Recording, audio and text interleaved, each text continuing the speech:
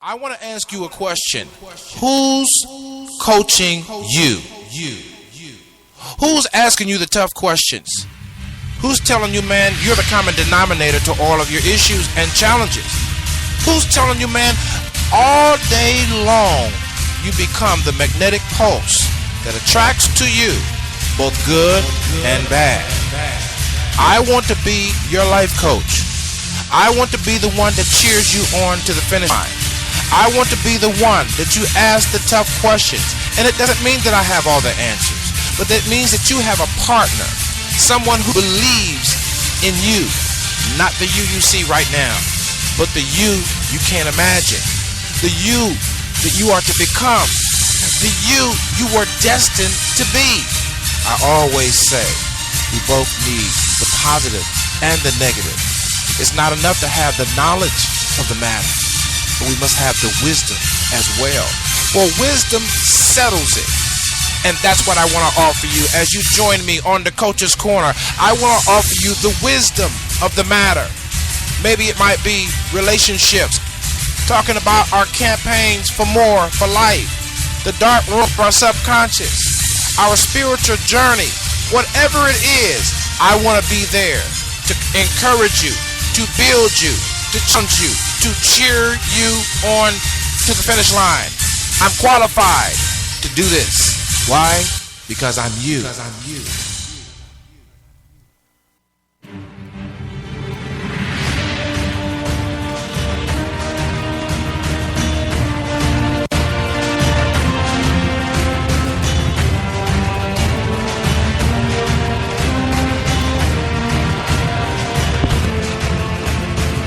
Thank you so very much for joining us on the Coach's Corner. And of course, Marcus Salette is here on the microphone. As we approach the microphone today, we trust that we can earn the right to speak into your life. We admit that we have our own set of professional and personal issues, but we bring to the table the wisdoms of the matter of life. And as I said, we trust we can earn the right to speak into your life. As we move forward in this edition of the Coach's Corner, we're talking about the perpetrator, agitator, or the victim. Which one are you?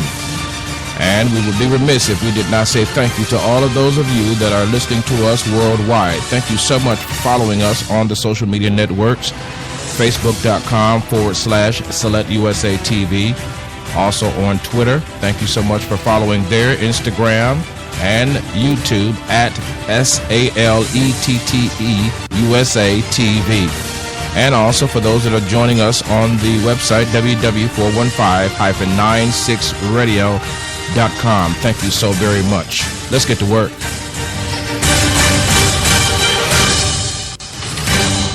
We are talking today about perpetrator, agitator, or victim, and we would have put another one in that bracket description, but we didn't have room, and that's interventor, someone who advocates between the parties to bring about the peace of the matter. But let's begin with the making of a victim, the making of a victim.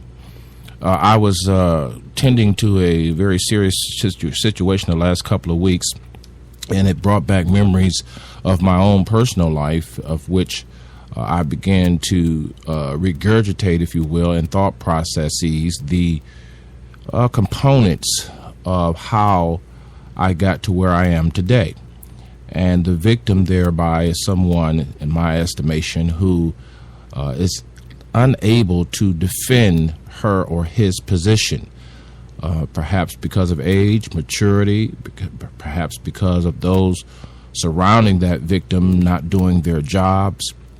But suffice it is to say, he or she, boy or girl, man or woman, is subject to the actions and the decisions of someone either in authority or someone highly influential in the victim's life.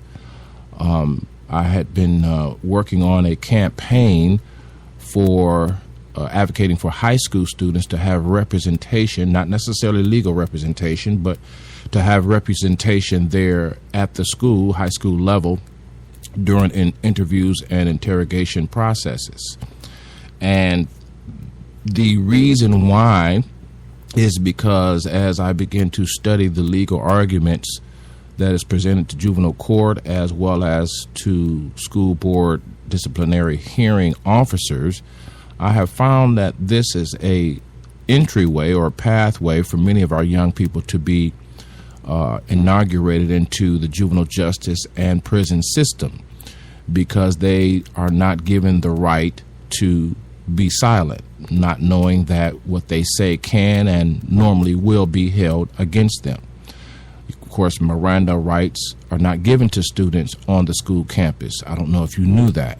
Parents are not afforded a phone call when a serious infraction is levied against a student, and the gathering of the facts is not officially recorded via audio or video.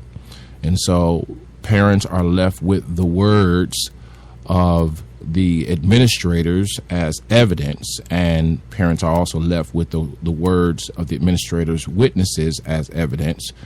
And too often, more than not, we find that students are less believed, and adults or administrators in the school setting are often believed because they are the professionals. But herein lies part of the problem, and that is that victims are victims because part of what makes them a victim is that they're never heard, or they're not given a fair enough platform to be heard. I remember working at the Cleveland Rape Crisis Center there in Cleveland, Ohio, many years ago. And one of the first things that I learned is that if you're going to advocate for rape victims, you must be objective in listening and not blame them for the action or the decision of their perpetrator. Hence, now that's a perfect segue to talk about the perpetrator. Who is the perpetrator? The perpetrator is anyone who made a decision of any kind to cross the line. The perpetrator is anyone who made a decision to cross the line and to violate the space, the rights, the integrity, the growth process of him or her. And then, of course, the agitator is he that comes or she that comes along and ensures that the perpetrator's defense, if you will, is upheld. And so what I want to encourage you is to also be aware of the other word that I did not have a chance to put in the description, is that's the interventor, not the inventor, but the interventor, the one who intervenes between the perpetrator, the agitator, and or the victim to bring about a solution or resolution to ensure that the victim does not find himself or herself arrested in her development and thus cannot thrive in life. But this is one of our ongoing problems in society. We focus more on the perpetrators and perhaps a little less on the agitators or the codependents of criminal as well as civil behavior that is unbecoming and creates victims. And so I wanted to encourage you to be aware of these four words: perpetrator, agitator, victim, and interventor. And ask yourself, which one are you? Are you a perpetrator in life, always seeking to get your way because of the decisions that you make that cross the line and ensure that you are pleasured and ensure that you are satisfied and all of your goals and objectives and mission is accomplished, but having no regard for the longevity of consequences that may fall upon the person that you're perpetrating your decision or actions upon? Are you an agitator? Are you one that comes along and doesn't take time to look at the facts, but you side easily with the perpetrator because you are intimidated by the perpetrator, or you yourself have victimized tendencies and victimized conditioning in your own life, and so therefore you are afraid to stand up and speak out and speak on the issues that may create victims in our society? Or are you a victim? And if you are a victim, I wanted to talk just briefly about how we become victims. We become victims because, as I said earlier, someone crosses the line. Someone decides to cross the line. Someone wants to be in control of the circumstances and exert control, however normal or abnormal that control may be.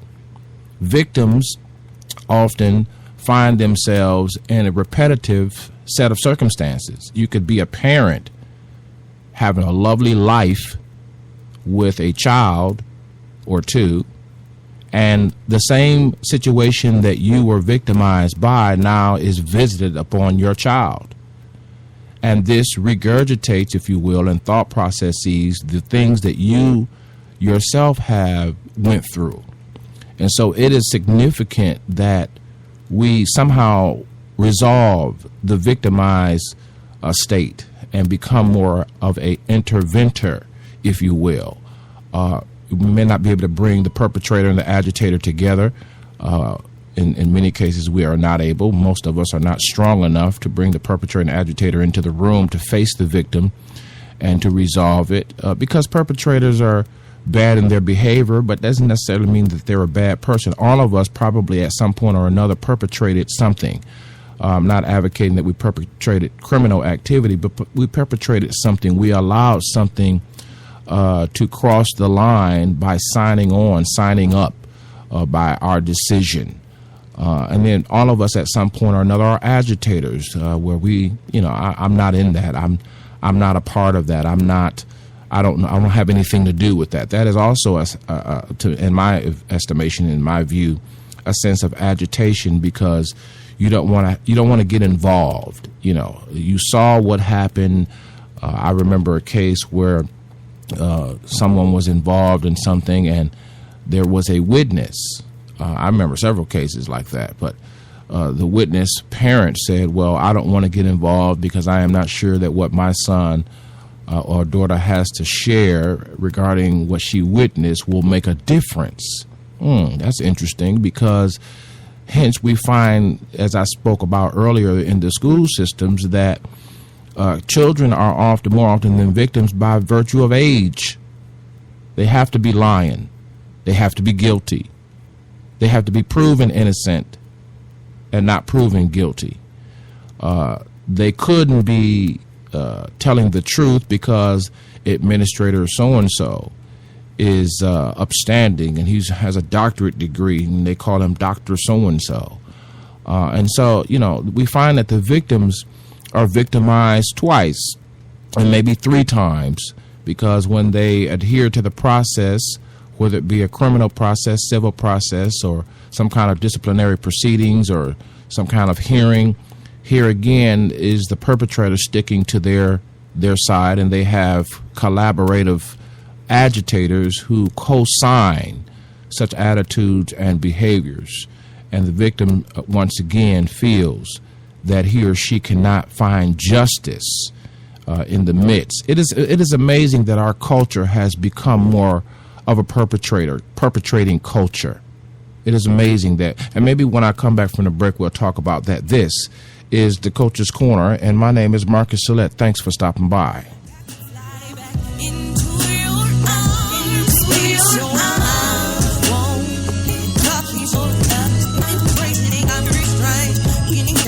Sounds of your lifestyle improvement station.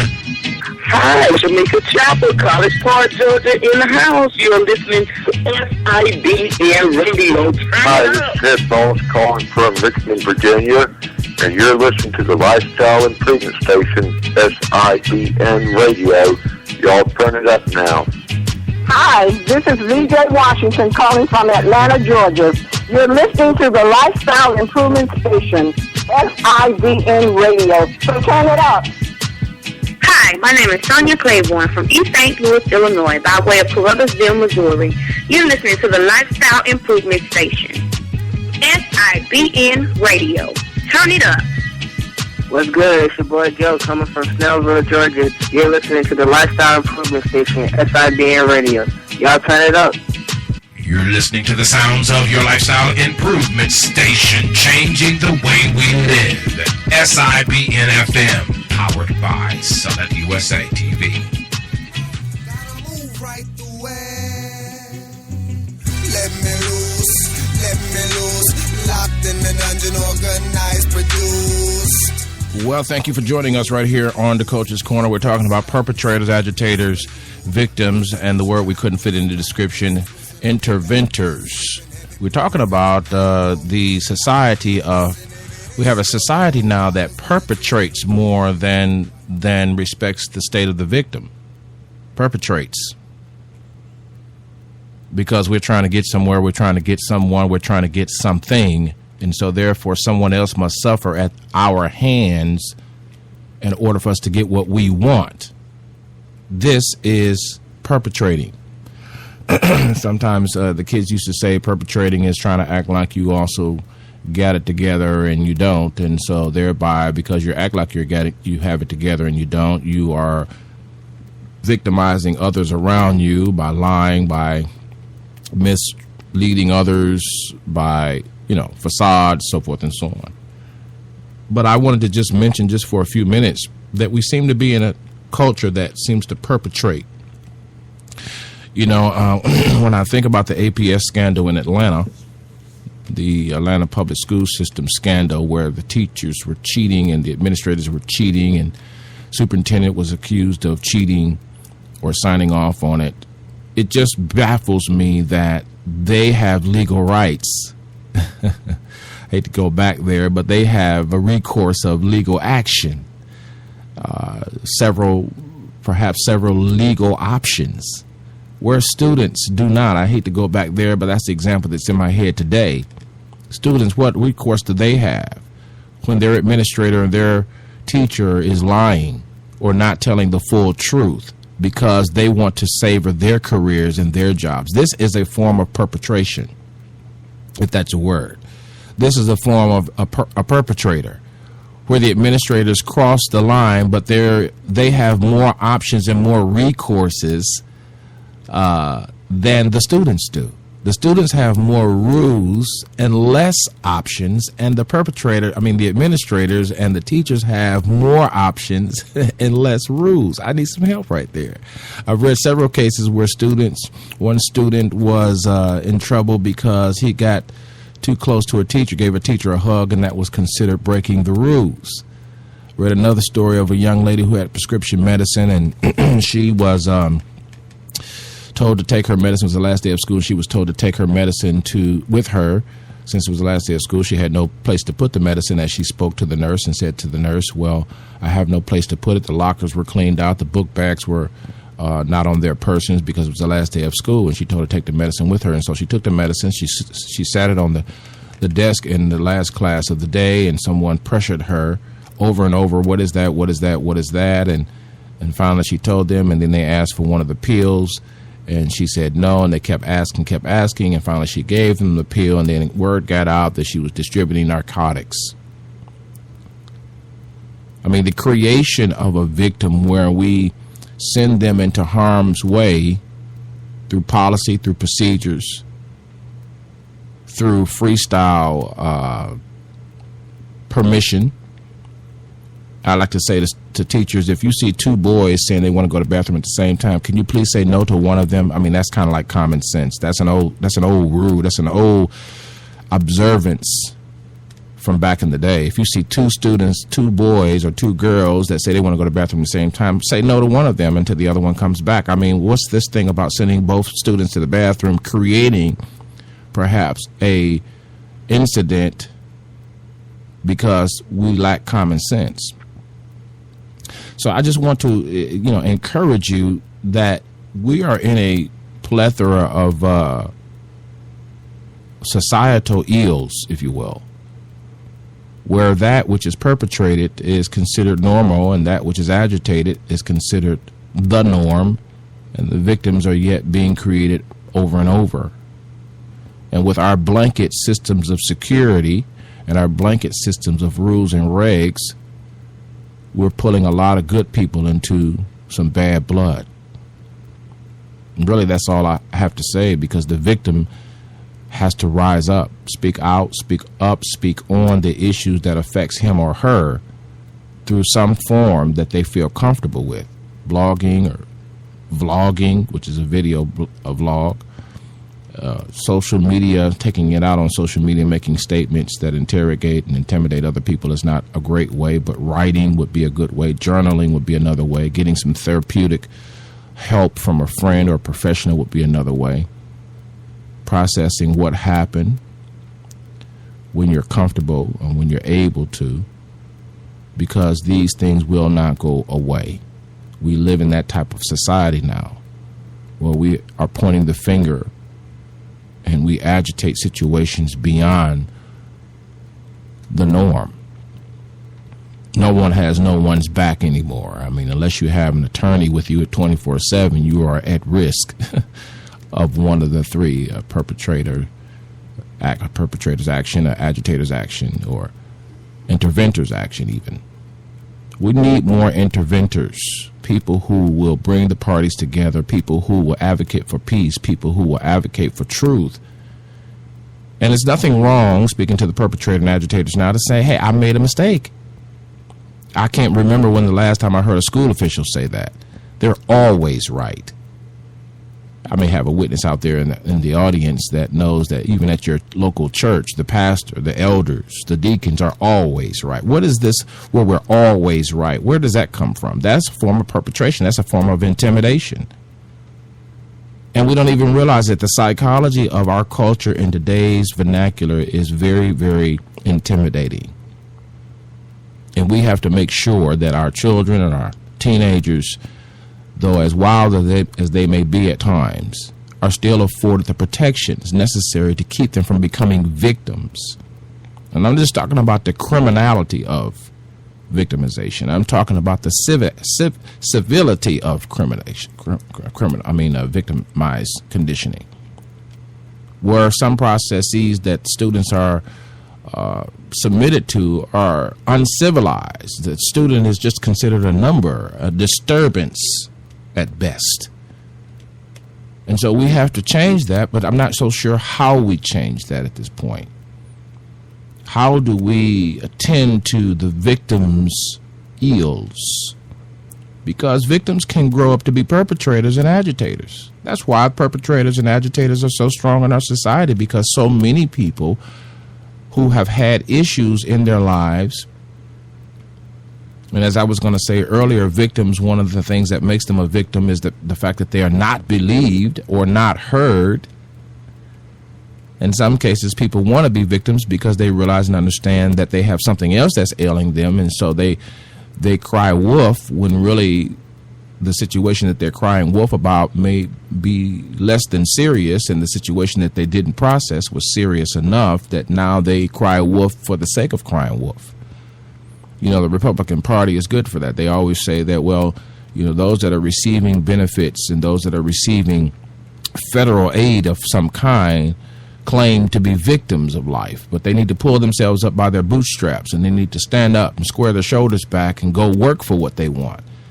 And we ought to let the capitalistic system of the Americas work to advance them as they participate therein. But what they don't realize is that there are perpetrators in both parties, but there are perpetrators and agitators in our society that ensure that people do not advance. There are loopholes that are being investigated and discovered every single day from any aspect of life that will continue to make victims, respectively, victims of the housing boom and bust, victims of the financial growth and loss, victims of the job market and the loss of vocational opportunities and the lack of opportunities, respectively, in new fields.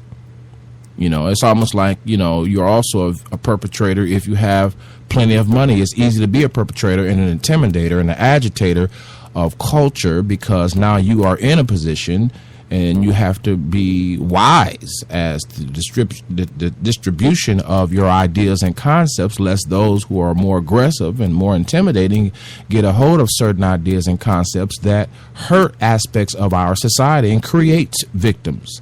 And so, yes, while we are very much concerned about waste and fraud and all of these things, we cannot dispute the fact that there are a lot of people who are victims of a multiplicity of systematic error. And I'm just wondering, how do we approach our culture when we know that?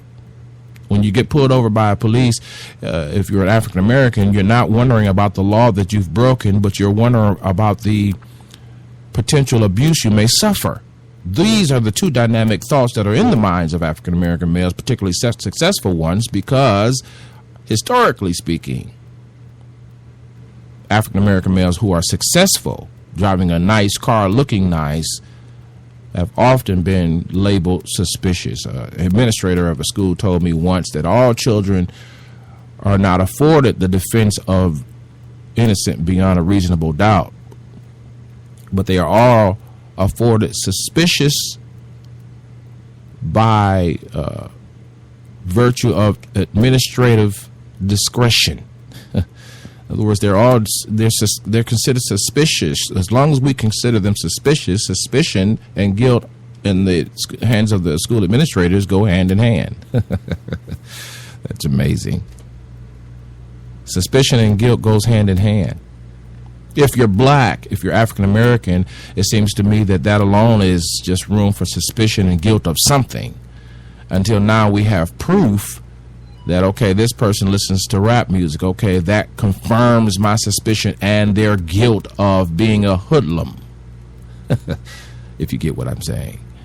Or if you are smoking marijuana as an African American, then that confirms, since African American males in particular are already guilty and suspicious, then when it is discovered that they're smoking marijuana, then that confirms my suspicion and confirms my guilt that they are hood rats, if you will.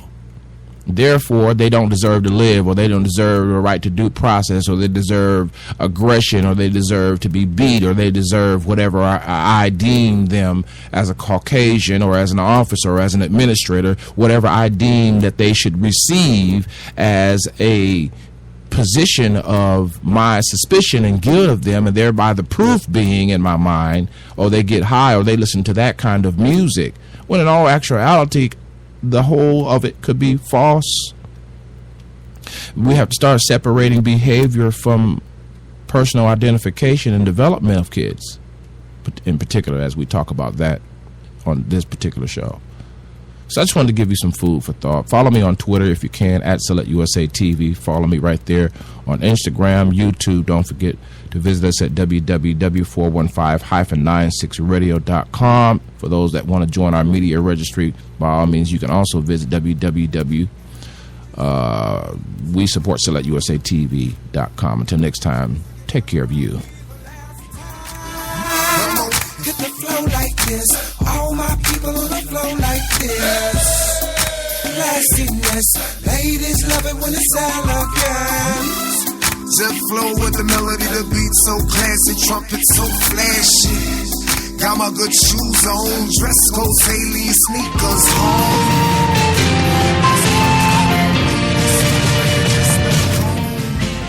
With their hair done right, wanna dance with a brother with his swagger right.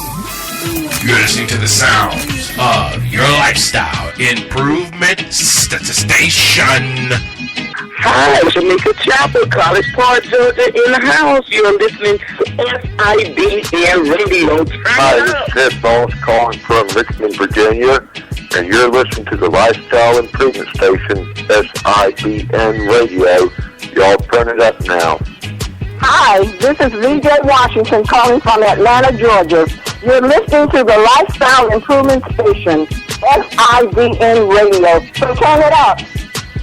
Hi, my name is Sonia Claiborne from East St. Louis, Illinois, by way of Carruthersville, Missouri. You're listening to the Lifestyle Improvement Station, SIBN Radio. Turn it up.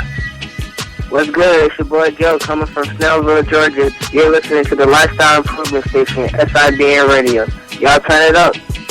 You're listening to the sounds of your lifestyle improvement station, changing the way we live. SIBN FM, powered by Select USA TV. You're listening to SIBN Radio on the Select USA TV iBroadcasting Network. You're listening to SIBN Radio.